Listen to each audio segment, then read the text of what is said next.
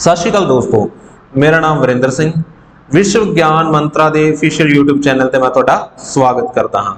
असीं इत्थे Punjabi master cadre की तैयारी कर रहे सी ते असीं पहलां एक टॉपिक भाई वीर सिंह कर चुके हाँ। अज असीं अपना दूजा टॉपिक धनी राम चातरिक शुरू करन जा रहे हैं। धनी राम चातरिक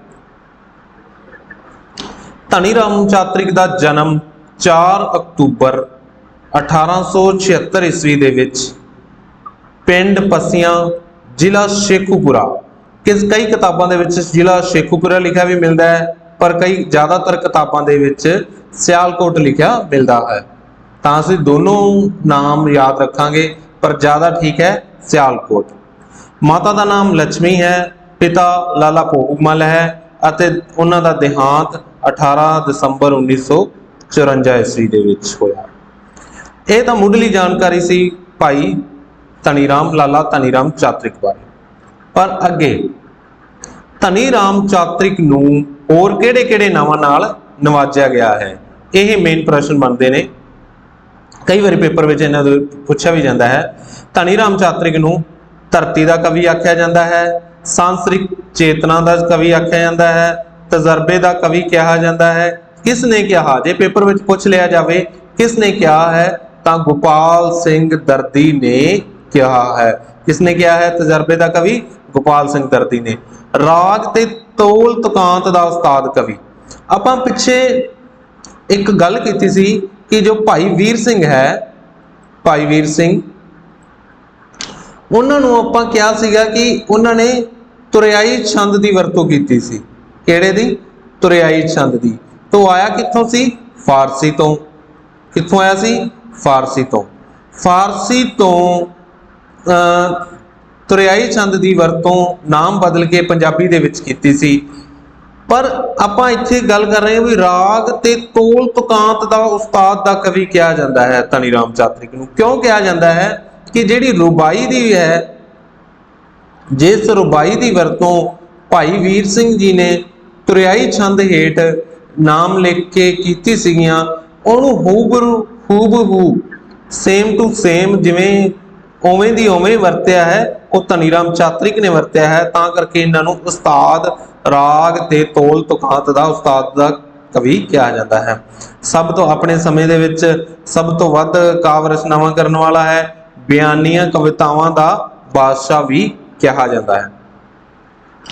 उस तो बाद धनी राम चातरिक नूं पंजाबी सभ्याचार का उपासक कहा जाता है, कवि दरबारां का बादशाह कहा जाता है, लोकां दा शायर कहा जाता है, आधुनिक गीतां दा बानी भी कहा जाता है, निपुणता का कलाकार कहा जाता है, आनंद का गवैया भी कहा जाता है। निपुणता का कलाकार ते आनंद का गवैया मोहन सिंह ने कहा सी। किसने कहा सी? मोहन सिंह ने। निपुणता का कलाकार ते आनंद का गवैया। आधुनिक लोक कवि भी कहा जाता है, यथार्थवादी कवि भी कहा जाता है। हुण इत्थे गल है कि भाई वीर सिंह हो गए, भाई वीर सिंह वो किहड़े हो गए? रहस्यवादी। धनी राम चातरिक हो गया, धनी राम चातरिक हो गया, वो हो गए यथार्थवादी। ते जे आपां गल करिए पूरन सिंह दी, प्रोफैसर पूरन सिंह दी, तो वो हो जाएंगे रोमांसवादी। तो इतों ही साडे तिन्हां दी धारा का भी पता लग गया, रहस्यवादी है, यथार्थवादी है, रोमांसवादी है। तो ये धनी राम चातरिक ने यथार्थवादी कर। तो अगे इन्हां दी गल करते हैं। धनी राम चातरिक ने वजीर हिंद प्रैस जिहड़ी आपां भाई वीर सिंह जी के समय गल कीती सी, उहदे विच नौकरी की। 1926 दे विच बनी पंजाबी सभा की है, प्रधानगी की है। उस तो बाद पहला रचनावां हरितन उपनाम दे विच वरतियां हन, फिर बाद दे विच भरथरी हरी दे विच उन्होंने चातरिक उपनाम की वरतों भी की है। आप अपनी परंपरा किस्सियां तो शुरू करते हैं, मतलब काव्य परंपरा सारे नाल पहला उन्होंने किस्सा किस्सा तो शुरू की थी, मतलब किस्से लिखे सी। गुरमुखी टाइप ਨੂੰ ਮਿਆਰੀ ਕਿਸਨੇ ਬਣਾਇਆ ਹੈ? ਤਾਂ ਧਨੀ ਰਾਮ ਚਾਤ੍ਰਿਕ ਨੇ ਬਣਾਇਆ ਹੈ। ਧਨੀ ਰਾਮ ਚਾਤ੍ਰਿਕ ਨੂੰ ਅਭਿਨੰਦਨ ਗ੍ਰੰਥ ਕਦੋਂ ਦਿੱਤਾ ਗਿਆ ਸੀਗਾ? 1950 ਦੇ ਵਿੱਚ। ਅੱਗੇ ਹੈ ਧਨੀ ਰਾਮ ਚਾਤ੍ਰਿਕ ਨੇ ਕਿਹੜੀ ਪ੍ਰੈਸ ਚਲਾਈ ਸੀ? ਤਾਂ ਸੁਦਰਸ਼ਨ ਪ੍ਰੈਸ ਚਲਾਈ ਸੀ। ਇਹ ਕੁਝ ਹੋਰ ਮਹੱਤਵਪੂਰਨ ਤੱਥ ਸੀ ਧਨੀ ਰਾਮ ਚਾਤ੍ਰਿਕ ਬਾਰੇ। ਅੱਗੇ ਆਪਾਂ ਗੱਲ ਕਰਦੇ ਹਾਂ ਧਨੀ ਰਾਮ ਚਾਤ੍ਰਿਕ ਦੇ ਕਿੱਸੇ। ਇਹ ਕੀ ਹੈ? ਕਿੱਸੇ ਤੇ ਹੋਰ ਰਚਨਾਵਾਂ। ਭਰਥਰੀ ਹਰੀ 1905 ਦੇ ਵਿੱਚ, ਨਲ ਦਮਯੰਤੀ 1906 ਦੇ ਵਿੱਚ, ਧਰਮਵੀਰ 1912 ਦੇ ਵਿੱਚ, ਇੱਥੇ ਈਪਸ ਨੀਤੀ ਹੈ, ਈਪਸ ਨੀਤੀ 1912 ਦੇ ਵਿੱਚ, ਫੁੱਲਾਂ ਦੀ ਟੋਕਰੀ ਇਹਦਾ ਸਨ ਨਹੀਂ ਦਿੱਤਾ ਗਿਆ ਹੈ। ਉਸ ਤੋਂ ਬਾਅਦ ਹੈ ਅੱਗੇ ਚਰਚਾ ਕਰਦੇ ਹਾਂ ਧਨੀ ਰਾਮ ਚਾਤ੍ਰਿਕ ਦੀਆਂ ਕਾਵ ਰਚਨਾ ਬਾਰੇ। ਧਨੀ ਰਾਮ ਚਾਤ੍ਰਿਕ ਦੀ ਪਹਿਲੀ ਪੁਸਤਕ ਹੈ ਜਿਹੜੀ ਚੰਦਨਵਾੜੀ ਹੈ, ਉਹ 1931 ਦੇ ਵਿੱਚ ਆਉਂਦੀ ਹੈ। ਕੇਸਰ ਕਿਆਰੀ ਹੈ 1940 ਦੇ ਵਿੱਚ ਆਉਂਦੀ ਹੈ। ਨਵਾਂ ਜਹਾਨ 1942 ਦੇ ਵਿੱਚ, ਸੂਫੀ ਖਾਨਾ 1950 ਦੇ ਵਿੱਚ। ਧਨੀ ਰਾਮ ਚਾਤ੍ਰਿਕ ਦੀ ਪਹਿਲੀ ਪੁਸਤਕ ਜਿਹੜੀ ਚੰਦਨਵਾੜੀ 1931 ਦੇ ਵਿੱਚ ਜਿਹੜੀ ਪ੍ਰਕਾਸ਼ਿਤ ਹੋਈ, ਉਹਦੇ ਬਾਰੇ ਅਸੀਂ ਵਿਚਾਰ ਚਰਚਾ ਕਰਨ ਜਾ ਰਹੇ ਹਾਂ। 1931 ਦੇ ਵਿੱਚ ਪ੍ਰਕਾਸ਼ਿਤ ਹੁੰਦੀ ਹੈ। ਇਸ ਦਾ ਮੁੱਖ ਬੰਦ ਭਾਈ ਵੀਰ ਸਿੰਘ ਨੇ ਲਿਖਿਆ ਹੈ। ਇੱਥੋਂ ਇੱਕ ਯਾਦ ਕਰਨ ਦਾ ਇੱਕ ਤਰੀਕਾ ਹੋਰ ਵੀ ਹੈ, ਮੈਂ ਤੁਹਾਨੂੰ ਯਾਦ ਕਰਵਾਉਣ ਦੀ ਕੋਸ਼ਿਸ਼ ਕਰਦਾ ਹਾਂ ਕਿ ਕਈ ਵਾਰੀ ਕੁਐਸਚਨ ਆ ਜਾਂਦਾ ਹੈ ਮੁੱਖ ਬੰਦ ਕਿਸ ਨੇ ਲਿਖਿਆ ਹੈ, ਭੂਮਿਕਾ ਕਿਸ ਨੇ ਲਿਖੀ ਹੈ ਚੰਦਨਵਾੜੀ ਦੀ? ਭਾਈ ਕਾਨ ਸਿੰਘ ਨਾਭਾ ਨੇ। ਇਹਨੂੰ ਯਾਦ ਕਰਨ ਦਾ ਤਰੀਕਾ ਕਿਵੇਂ ਹੈ?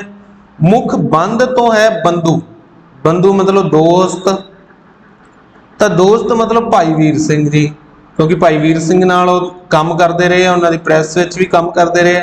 ਤਾਂ ਜਦੋਂ ਮੁੱਖ ਬੰਦ ਦੀ ਗੱਲ ਕੀਤੀ ਜਾਵੇ ਤਾਂ ਭਾਈ ਵੀਰ ਸਿੰਘ ਜੀ ਨੇ ਲਿਖਿਆ ਹੈ। ਜੇ ਭੂਮਿਕਾ, ਕਾ ਦੇ ਵਿੱਚ, ਭੂਮਿਕਾ ਦੇ ਵਿੱਚ ਪਿੱਛੇ ਕੱਕਾ ਆਉਂਦਾ ਹੈ ਤਾਂ ਕੱਕੇ ਤੋਂ ਯਾਦ ਰਹਿ ਜਾਂਦਾ ਕਾਹਨ, ਕਾਨ ਸਿੰਘ ਨਾਭਾ ਨੇ ਭੂਮਿਕਾ ਲਿਖੀ ਹੈ।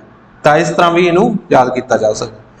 ਚੰਦਨਵਾੜੀ ਨੂੰ 10 ਭਾਗਾਂ ਦੇ ਵਿੱਚ ਵੰਡਿਆ ਗਿਆ ਹੈ। ਕਿਤੇ ਕਿਤੇ 9 ਵੀ ਲਿਖਿਆ ਮਿਲਦਾ ਹੈ, ਸਾਨੂੰ 9 ਵੀ ਲਿਖਿਆ ਮਿਲਦਾ ਹੈ, ਪਰ ਅਸੀਂ 10 ਹੀ ਯਾਦ ਕਰਾਂਗੇ। ਚੰਦਨਵਾੜੀ ਦੀਆਂ ਪ੍ਰਮੁੱਖ ਕਵਿਤਾਵਾਂ ਨੇ ਜਿਨ੍ਹਾਂ ਬਾਰੇ ਅਸੀਂ ਚਰਚਾ ਕਰਾਂਗੇ। ਪਹਿਲੀ ਕਵਿਤਾ ਹੈ ਪ੍ਰੀਤਮ ਜੀ। ਪ੍ਰੀਤਮ ਜੀ ਬਹੁਤ ਅੱਛੀ ਕਵਿਤਾ ਹੈ। ਇਸ ਬਾਰੇ ਧਸ ਗਿਆ ਜਿਗਰ ਤੀਰ ਅਣਿਆਲਾ, ਪੁੱਟ ਖੜਨਾ ਹੁਣ ਨਹੀਂ ਸੁਖਾਲਾ, ਚੁੰਬਕ ਲੋਹੇ ਨੂੰ ਦਖਲਾ ਕੇ ਆਪਣਾ ਆਪ ਬਚਾਉਂਦੇ ਹੋ, ਪ੍ਰੀਤਮ ਜੀ ਕਿਉਂ ਤਰਸਾਉਂਦੇ ਹੋ, ਪ੍ਰੀਤਮ ਜੀ ਕਿਉਂ ਤਰਸਾਉਂਦੇ ਹੋ। ਇਹ ਪ੍ਰੀਤਮ ਜੀ ਜਿਹੜੀ ਹੈ ਇਹ ਕਾਫੀ ਰੂਪ ਦੇ ਵਿੱਚ ਲਿਖੀ ਗਈ ਹੈ। ਕਾਫੀ ਰੂਪ ਦੇ ਵਿੱਚ ਮਤਲਬ ਜਿਹੜੀਆਂ ਪ੍ਰੀਤਮ ਜੀ ਕਿਉਂ ਤਰਸਾਉਂਦੇ ਹੋ, ਵਾਰੀ ਵਾਰੀ ਪਿੱਛੋਂ ਇਹ ਹਰ ਸਤਰ, ਹਰ ਸ਼ੇਰ ਤੋਂ ਬਾਅਦ ਵਾਰੀ ਵਾਰੀ ਪਿੱਛੋਂ ਇਹ ਚੱਲਦਾ ਹੈ। ਉਸ ਤੋਂ ਬਾਅਦ ਹੈ ਕੋਰਾ ਕਾਦਰ।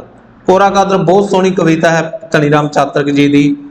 ਢੂੰਡਦੇ ਤੇਰਾ ਟਿਕਾਣਾ ਹੋਏ ਬਰਬਾਦ ਕਈ, ਤੇਰੇ ਦਰ ਤੇ ਤੇਰੇ ਦਰ ਲਈ ਕਰ ਗਏ ਫਰਿਆਦ ਕਈ, ਤੇਰੇ ਰਾਹਾਂ ਤੇ ਖਲੇ ਫਸ ਗਏ ਆਜ਼ਾਦ ਕਈ, ਰੁੜ ਗਏ ਕਈ ਤਾਰੂ ਭੁੱਲ ਗਏ ਉਸਤਾਦ ਕਈ, ਭੁੱਲ ਗਏ ਉਸਤਾਦ ਕਈ। ਉਸ ਤੋਂ ਬਾਅਦ ਹੈ ਸੀਤਾ ਸੰਦੇਸ਼ ਹੈ, ਰਾਮ ਸੰਦੇਸ਼ ਹੈ। ਇੱਕ ਹੋਰ ਕਵਿਤਾ ਸੀ ਰਾਧਾ ਸੰਦੇਸ਼। ਰਾਧਾ ਸੰਦੇਸ਼ ਇੱਕ ਹੋਰ ਕਵਿਤਾ ਸੀ ਭਾਈ ਵੀਰ ਸਿੰਘ ਜੀ ਦੀ, ਉਹਦਾ ਨਾਮ ਸੀਗਾ ਰਾਧਾ ਸੰਦੇਸ਼। ਉਹਦੀਆਂ ਕੁਝ ਤੁਕਾਂ ਸਨ। ਆਖੀ ਪ੍ਰੇਮ ਇਹ ਪਿਛਾਂ ਨਹੀਂ ਮੁੜਨ ਜੋਗਾ, ਬੇੜੇ ਸਿਦਕ ਦੇ ਠਿਲਦੇ ਰਹਿਣਗੇ ਵੇ, ਇਹਨਾਂ ਨੌਵਾਂ ਤੋਂ ਮਾਸ ਨਹੀਂ ਵੱਖ ਹੋਣਾ, ਜਦ ਤੱਕ ਚੰਦ ਸੂਰਜ ਚੜ੍ਹਦੇ ਲੈਣਗੇ ਵੀ। ਤਾਂ ਇਸ ਤੋਂ ਬਾਅਦ ਗ੍ਰਸਥਨ ਦਾ ਧਰਮ ਹੈ। ਇਹਦੇ ਵਿੱਚ ਗ੍ਰਸਥਨ ਦੇ ਧਰਮ ਦੇ ਵਿੱਚ ਪਤਨੀ ਨੂੰ ਇਹ ਦੱਸਿਆ ਗਿਆ ਹੈ ਕਿ ਸਾਧੂ ਪਖੰਡੀਆਂ ਦੀ ਪੂਜਾ ਨਹੀਂ ਕਰਨੀ ਚਾਹੀਦੀ, ਆਪਣੇ ਪਿਤਾ ਨੂੰ ਪਰਮੇਸ਼ਰ, ਆਪਣੇ ਪਤੀ ਨੂੰ ਪਰਮੇਸ਼ਰ ਮੰਨਣਾ ਚਾਹੀਦਾ ਹੈ, ਤੇ ਬੱਚਿਆਂ ਦਾ ਪਾਲਣ ਪੋਸ਼ਣ ਕਰਨ ਵਿੱਚ ਸਹਾਇਤਾ ਕਰਨੀ ਚਾਹੀਦੀ ਹੈ। ਪਿਤਾ ਵੱਲੋਂ ਪੁੱਤਰ ਨੂੰ ਸੂਚਨਾ, ਇਹਦੇ ਵਿੱਚ ਇਹ ਦੱਸਿਆ ਗਿਆ ਹੈ ਕਿ ਪਿਤਾ ਵੱਲੋਂ ਪੁੱਤਰ ਨੂੰ ਇਹ ਸੂਚਨਾ ਦਿੱਤੀ ਗਈ ਹੈ ਕਿ ਜਿਹੜੇ ਵਿਹਲੜ ਪੁਣੇ ਦੇ ਵਿੱਚੋਂ ਬਾਹਰ ਨਿਕਲ ਕੇ ਗੰਦੀਆਂ ਆਦਤਾਂ ਛੱਡ ਕੇ अपने माता पिता की सेवा करनी चाहिए है ते चंगा पुत्र बनना चाहिए है। उस बाद बाल विधवा कविता है। ये बाल छोटी उम्र दे विच जो विधवा हो गई है उसकी स्थिति को बयान किया है। सुखी जीवन की कुंजी, ये भी बहुत सोहनी कविता है। सुखी जीवन की कुंजी, ये कुछ सतरां ने जो मैं तुहानूं सुनाना हाँ।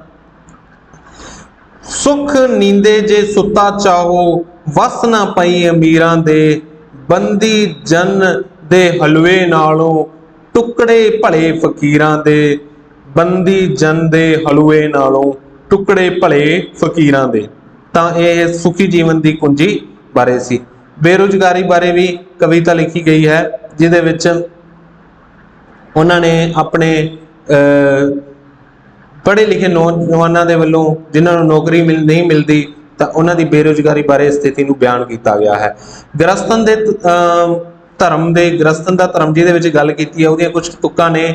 कंत दी प्यारीए रूप शिंगारीए, चंद दे वांगू परवार वारीए, फुल फल नाल भरपूरीए निडालीए, निक्के निक्के बच्चियां वालीए, गृहस्थन दा धर्म। अगे है धनी राम चातरिक दी इस होर कविता है, धी दी मापियां नूं चिट्ठी।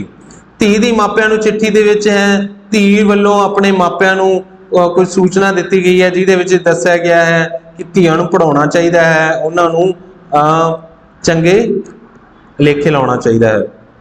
उस तो बाद है हिम्मत दी फतेह। हिम्मत दी फतेह कविता दे विच इह दस्सिया गया है कि हिम्मत दे नाल असीं कोई भी काम कर सकते हाँ। धन दौलत दे नालों सारे नालों चीज़ां दे नालों हिम्मत दा होना जरूरी है। निमरता कविता है। बल्द दी कहानी, एक बल्द दी कहानी नूं पेश करके बल्द दे राही मनुखां दे जिहड़े डिगदे किरदार है उन्हां नूं पेश किया है। इहदे विच है इहदियां कुछ तुकां ने।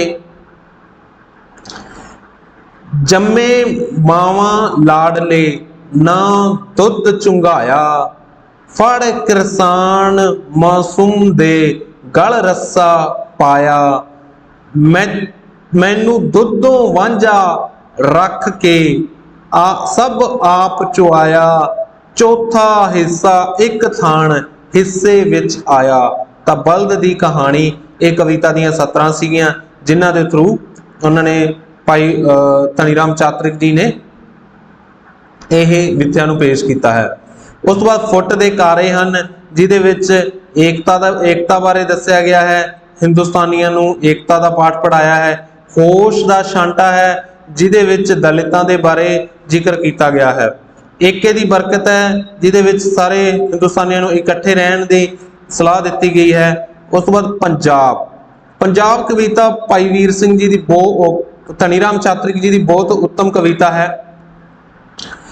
इस दे विच पंजाब कविता नूं धनी राम चातरिक ने 7 भागां दे विच वंडिया है। किन्ने भागां विच वंडिया है? 7 भागां दे विच वंडिया है। पंजाब करां की सिफत तेरी, शाना दे सब समान तेरे, जल पौण तेरा हरियाल तेरी, दरिया पर्बत मैदान तेरे, दरिया पर्बत मैदान तेरे। इस बाद एक होर भी 17 ने जिहड़ियां पंजाब कविता दे विच है। तू अंदरों बाहरों निग्गा है, ना गर्मी है ना पाला है, ना बाहर कोई दिखावा है, ना अंदर काला काला है, ना अंदर काला काला है। यह कविता पंजाब कविता सी। उस तो बाद है हिमालय कविता लिखी है धनी राम चातरिक ने, ते बसंत कविता दे विच रुतां दा वर्णन किया गया है। उस तो बाद है धनी राम चातरिक ने गंगा कविता लिखी है। ਇਹਦੇ ਵਿੱਚ गंगा नदी की पवित्रता ਨੂੰ दर्शाया गया है। एक इत्थे होर ध्यान देण योग गल है, गंगा राम कविता लिखी सी भाई वीर सिंह ने। किने लिखी सी? भाई वीर सिंह ने। यह तोते नाल संबंधित कविता सी। तोते दे संकल्प देख के सुंदरता नूं बयान किया सी। इत्थे गंगा कविता है।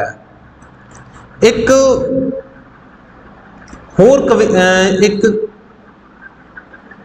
निशात बाग, इत्थे निशा लिखा है, निशात बाग, ये कविता है, ये भाई वीर सिंह की भी लिखी हुई है, धनी राम चातरिक की भी लिखी हुई है। तो इस बारे भी गल करनी सी। अगे एक कविता है रात, इस विच रात के गुणों बारे, रात रानी के गुणों बारे चर्चा की गई है। गुलमर्ग, गुलमर्ग कविता दे विच कश्मीर की सुंदरता बारे बयान किया गया है। बसंत रुत, सौण, इन्हां दे विच बसंत रुत का वर्णन किया गया, सौण दे विच बारिश का महत्वता नूं पेश किया गया है। कवि दा रब, कवि दा रब कविता है। किरसान कविता है। सुरगी जोड़े कविता है। मेले विच जट कविता धनी राम चातरिक दी है। अखियां कविता है। जिउण पंध दी, जिउण पंध दी छेकड़ली मंजिल, यह भी धनी राम चातरिक की कविता है।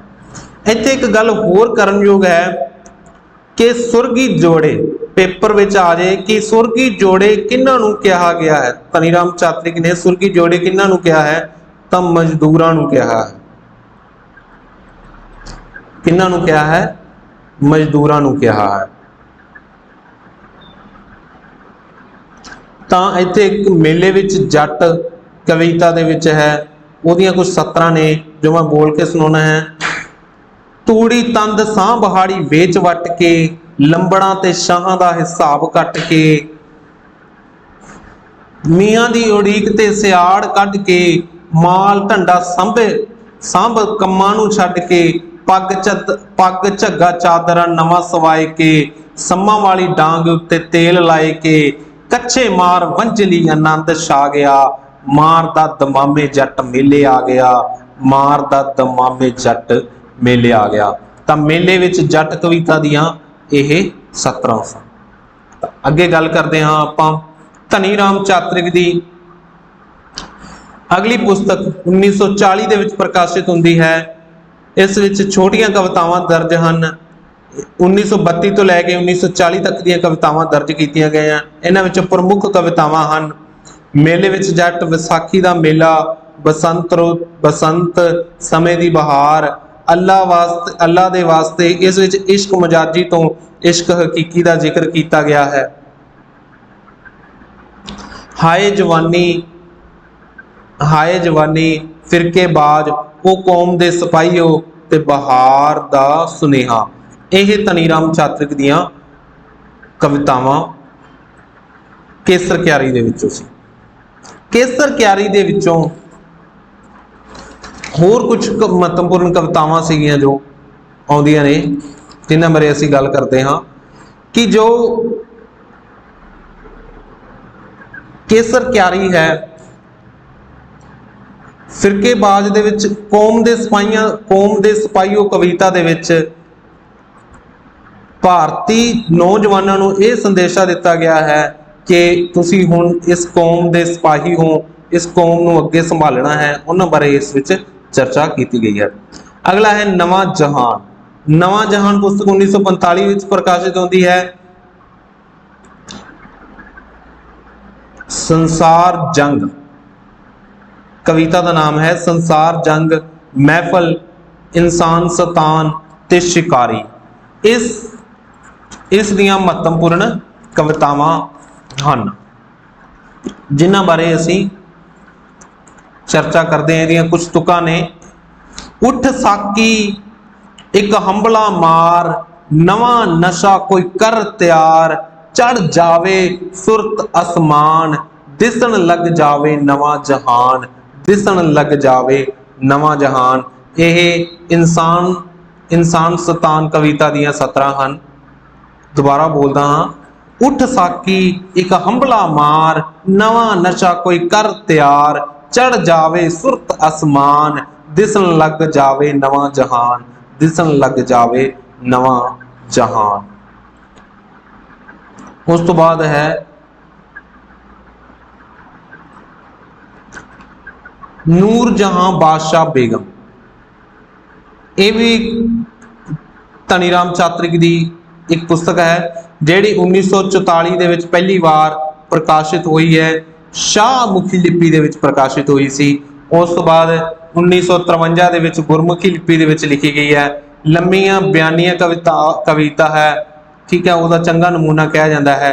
इसनूं 8 भागां दे विच वंडिया गया है।